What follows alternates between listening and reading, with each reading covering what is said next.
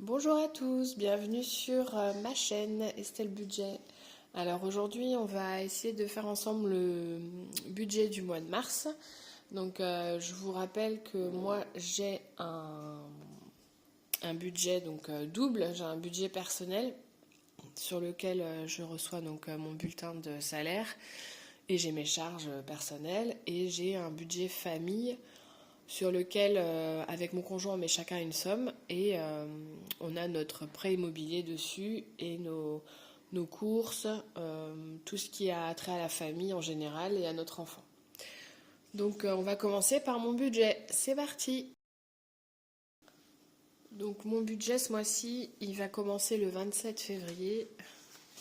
Je sais plus jusqu'à quand, puisque je sais plus quand est-ce que je reçois ma paye au mois de mars, mais je pense que ça va être approximativement vers le 27 mars, donc ça va être un long mois. Donc au niveau de mon salaire, donc en salaire prévu, « 1900 € en cadeau. Donc ça c'est mon père qui me met tous les mois sur mon compte 50 €. Et le solde de fin de mois, je le connais pas encore. Mais bon, on va partir sur ça, sur une base de 1950 €. En crédit d'aide, donc sur le compte commun, je mets 1135 €. Donc il reste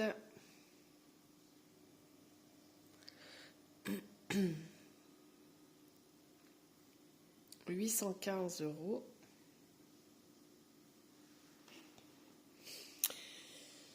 Ensuite, donc en café, donc je me dépense environ 30 € par mois de café.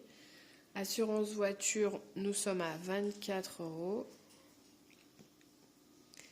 Frais de tenue de compte, donc 3 € pour mon compte personnel. Le téléphone, donc je vais mettre 6 €. Ça a un petit peu augmenté. L'essence, le mois dernier, j'ai fait 68 € d'essence. Ça m'était, je crois, jamais arrivé. Donc je vais mettre 70 €. Assurance vie 50 €, Spotify 3 € et le coiffeur 39 €. Donc là je vais y aller jeudi prochain. Donc Spotify, je voulais vous parler de ça parce que donc avant j'avais un compte personnel, un compte à 9,99 € je crois. Et puis donc j'avais entendu parler de la plateforme Split, SPL3IT. En fait, c'est une plateforme qui regroupe des abonnements de personnes qui ont des abonnements et qui vont partager leur abonnement. Donc Split redonne l'argent aux personnes qui ont l'abonnement principal et récolte l'argent de ceux qui partagent l'abonnement avec l'abonné principal. Et moi, je fais ça depuis, ça va faire 1 an maintenant. Donc je donne à Split 3,15 € par mois et j'ai un Spotify voilà, qui marche très très bien. J'en suis vraiment très contente. Donc pour les personnes qui hésiteraient, honnêtement, vous pouvez foncer parce que moi je trouve ça vraiment super. Donc alors, en charge fixe, 30, 24, 3, 6, 70, 50, 3 et 39. Je suis à 225 €. Voilà.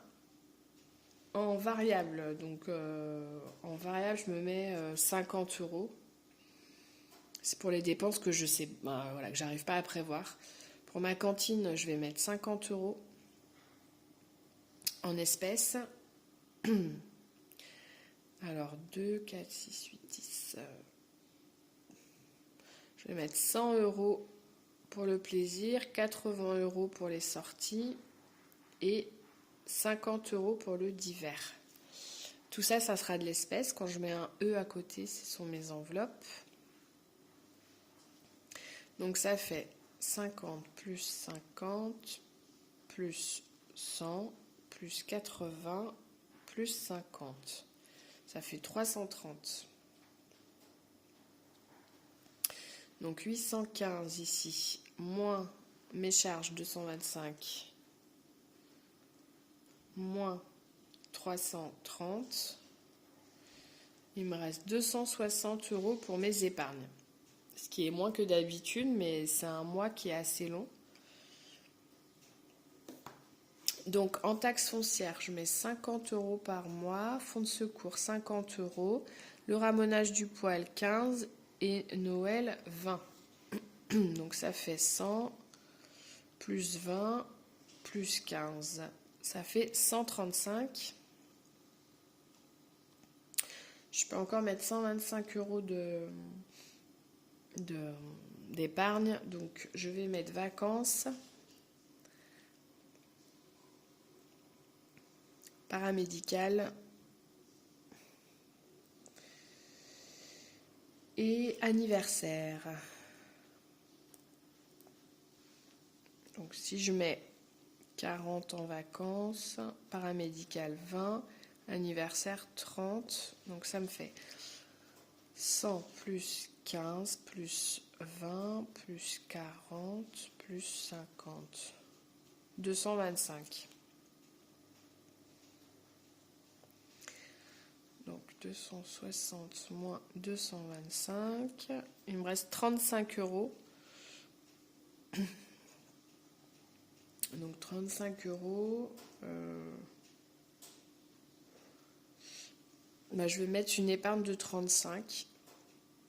Et puis je verrai où est-ce que je vais la mettre. Donc là, c'est un reste à vivre, je fais le budget zéro. C'est-à-dire que tout ce que je perçois, je le dispatche dans des postes de dépenses. Comme ça, il ne me reste rien au hasard, sachant que le mois prochain, je risque de toucher un peu moins de salaire puisque j'ai eu 2 jours sans travailler. J'ai une journée où j'étais malade et du coup j'ai une journée de carence. Et j'ai une journée pour mon fils aussi, du coup je vais pas avoir d'argent. Donc je me dis que je vais perdre facilement 90 € à chaque fois. Donc bon. J'aurais pas assez de trop d'épargne, je pense, pour peut-être que du coup je mettrai en ressources. Je verrai ça à ce moment-là. Donc voilà pour le budget du compte personnel. On va passer maintenant au budget du compte famille. C'est parti.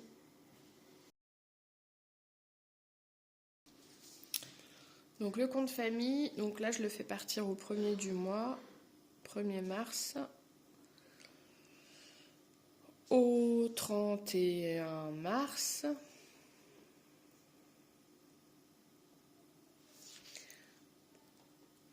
donc 1135 et 1200 pour mon conjoint.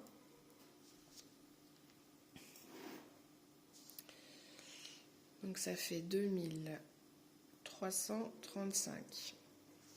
Les dépenses fixes, donc j'ai l'assurance habitation à 25 € par mois, l'eau à 35, l'électricité. Donc l'électricité, on a eu une bonne surprise là en février, début février. On a eu la facture qui s'arrêtait en janvier et ils nous ont reversé 170 € et des poussières. Donc, malgré tout, mes mensualités augmentent de 5 €. L'année dernière, je payais 85 € et là, on va payer 90 €. Mais l'argent qu'on a eu en plus, on va le mettre sur notre compte épargne et on va le garder si jamais il y avait une régularisation en 2023. Et donc, frais de tenue de compte, et bien là, ça a augmenté parce que j'avais négocié en fait il y a quelques mois. Et la négociation a duré 1 an, je pense. Donc, on est repassé à 12 € et quelques. Donc, moi, je mets 13 €.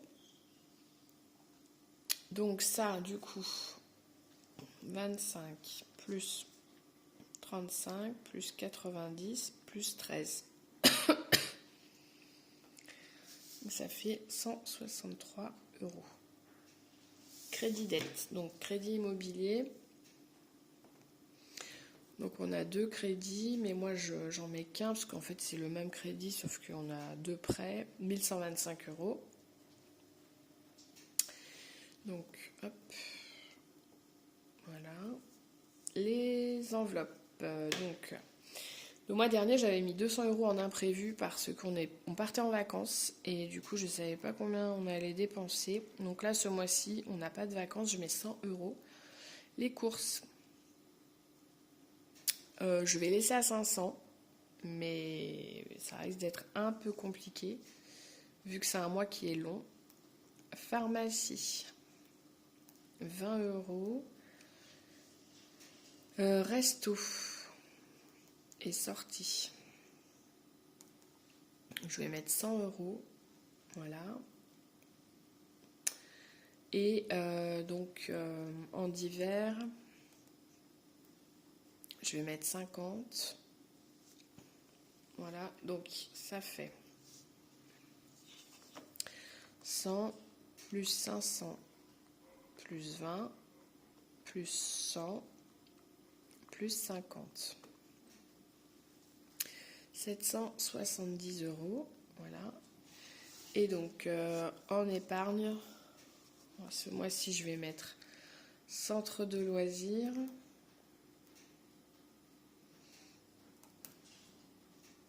Vacances,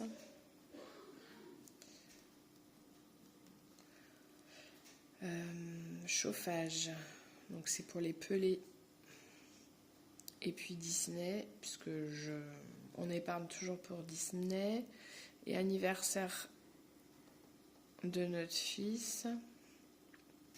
Ah oui, et puis là en divers je vais rajouter, du coup ça fera un peu plus, on a l'anniversaire. Est-ce que je le mets comme ça?